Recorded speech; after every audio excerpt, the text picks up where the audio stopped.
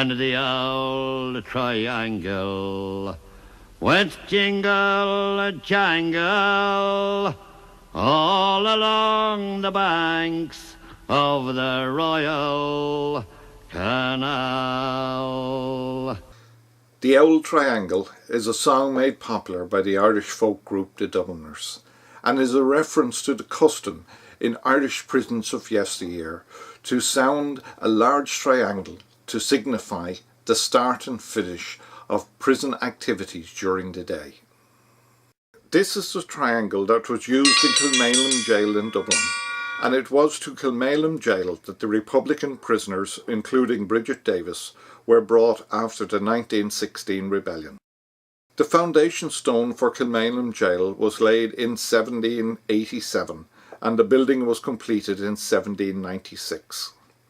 The west wing of the jail was first to be used, with its dark and claustrophobic corridors of cells. Initially there was no segregation of prisoners. Men, women and children were incarcerated up to 5 in each cell, with only a single candle for heat and light. The east wing opened in 1864 during a period of Victorian prison reform, and is a soaring 3-storey high space surrounded by catwalks onto which the cells open. However, in 1916 Kilmainham Jail was still operational, and a very harsh place indeed, and is the place that the Republican prisoners, including Bridget Davis, were brought after the 1916 rebellion. However, Bridget's journey to Kilmainham was not straightforward, so let's hear the story of her capture and imprisonment. In the early hours of Tuesday morning, the 25th of April, the British troops forced an entry into the back of City Hall, and troops poured into the building from Dublin Castle. The rebels were quickly overrun and brought through Dublin Castle into Ship Street Army Barracks. The men and the women were separated, and they were locked into storerooms in the barracks. The storeroom where the women were imprisoned had a lot of old mattresses and blankets, and the women used these as bedding. They received a good meal on the first night of detention, but after that rations became less plentiful as the number of prisoners swelled as the various garrisons in the city were taken or surrendered.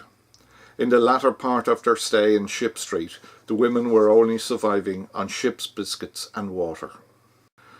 The benefit of the bedding was not as great as it first seemed. The blankets were infested with lice, and very soon all the women had serious lice infestation. The prisoners remained in these appalling conditions for around 8 days.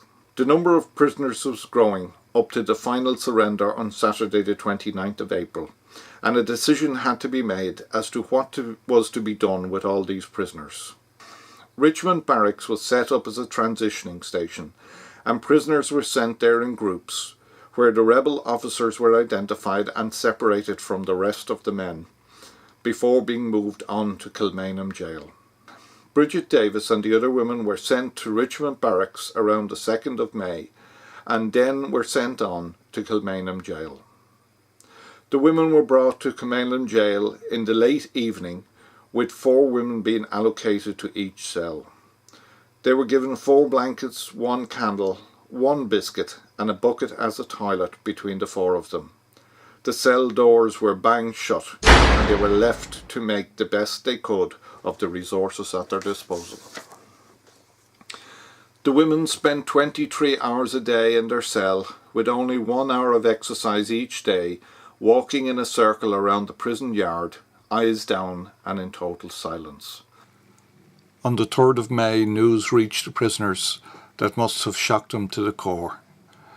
The leaders of the rebellion had been sentenced to death, and executions by firing squad had started. Between the 3rd and 12th of May, 15 of the leaders of the rebellion were executed by firing squad in Kilmainham Jail. The women most likely would have heard these executions from their prison cells in Kilmainham. The executions had caused such controversy and reaction in Dublin that the then British Prime Minister, Herbert Asquith, issued a direct order to the British officer in command to stop the executions at once. 97 other prisoners had been sentenced to death and had their sentence commuted to life imprisonment. These included Eamon de Valera, a future President of Ireland, and Countess Markievicz.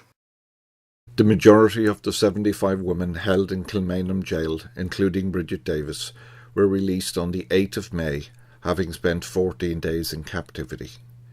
A number of the women, including Countess Markievicz, Dr. Kathleen Lynn and Helena Maloney, were sent to prisons in England. Hi, I'm here in the archives section of Kilmainham Jail Museum, and I'm standing next to the actual nurse uniform that was worn by Bridget Davis during the 1916 rebellion. The uniform, although 100 years old, is in excellent condition and was donated to the collection at the Kilmainham Jail Museum by the Duffy family in Dublin. The large red cross is clearly visible on the right-hand shoulder, designating the wearer as medical personnel. There are a number of stains on the uniform where it was splashed with blood, and I have no doubt that this blood came from Sean Connolly and the other rebels that Bridget treated during the rebellion. And that was the story of Bridget Davis's capture and imprisonment. I'd like to thank Tom Duffy and Trish Davis for the use of their photographs in the making of this video. That's all for now, but please do keep watching for further videos in this series. Thank you for watching. Slán leat.